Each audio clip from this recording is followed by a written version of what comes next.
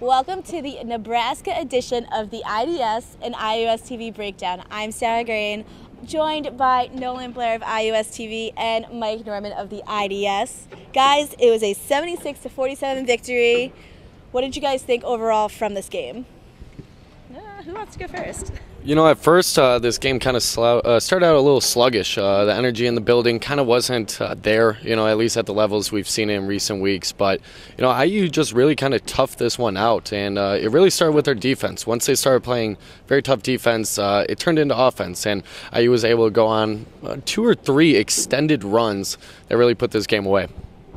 What about you, Nolan? Rapid reaction, what do you think? How do you think the Hoosiers did tonight? You really love that word, rapid reaction, don't you? Exciting. Yeah, I mean, the first half, that was just a tough game for a spectator to watch. Really, both teams just balls on the floor a lot, and there's just a lot of loose balls, and both teams were shooting pretty poor percentages. And even though Nebraska started out shooting 4 for 4, and Nebraska started out great. They started out the way that they wanted the game to start out, slow, and they really had the lead for the first 10 minutes of the game. So Indiana really had to kind of hunker down and get the lead back and play from there and just keep extending it until it got to 20 in the second half.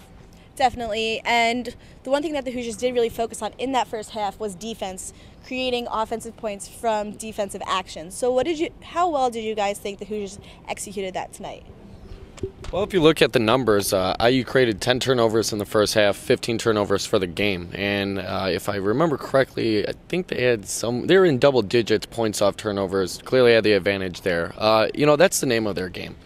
When they're going well, they are creating points off turnovers. They're at least creating opportunities off turnovers. So once they get going with that, you could see that's when their offense really started to kick into gear. And, I would say that they did a good job with that. Nebraska is a tough team to play against.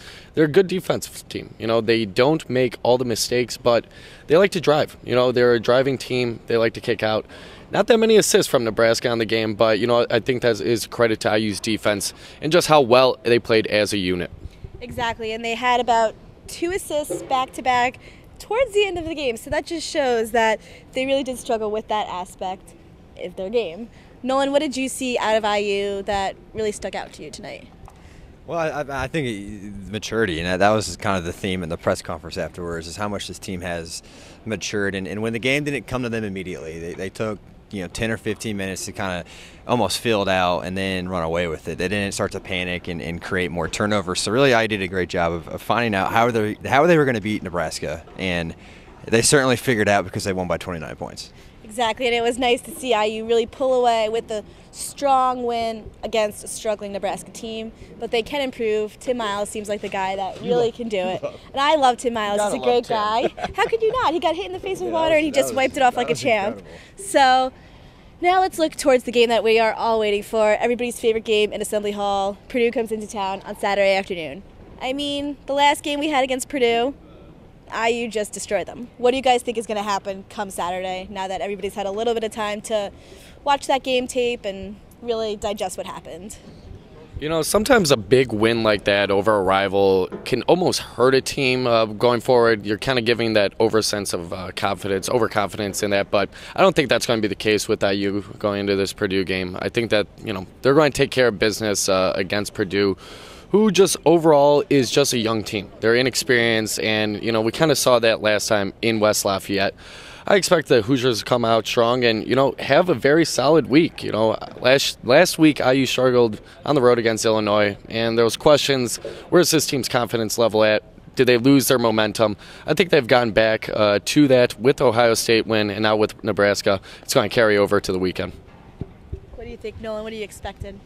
Yeah, I mean, I expect really more of the same. I mean, A.J. Hammons is a great player, and I think he'll have another good game. But he scored 30 points that last game. I just don't see that happening again when Tom Crean has that much tape to watch of him playing his own team. But I think Indiana will be able to run away with that, especially here in this crowd. This crowd is pumped that Indiana is so much better than Purdue now, and they're gonna really get this team going. And so yeah, I mean, I expect Purdue like the last game, hang around for a bit, and even like tonight. And then Indiana's going to run away with it again. So, yeah, hopefully fans will be on Qdoba watch, maybe get triple digits. Hey, hasn't happened in a while, but Who said it can't happen in Big Ten season, right? You know, we like Qdoba Watch, too. There's nothing wrong with a good Qdoba Watch. Oh, no. It's free great. burritos for everyone. Exactly. If only we got those free burritos. Aren't you giving up? Yeah. Anyway, well, with that, we are going to head out tonight, but don't worry, we will be back on Saturday after that great Purdue matchup. Keep it locked on IUSTV and take a look at the IDS for full men's basketball coverage. For Mike Norman, Nolan Blair, I'm Sarah Gurian. Thanks for watching.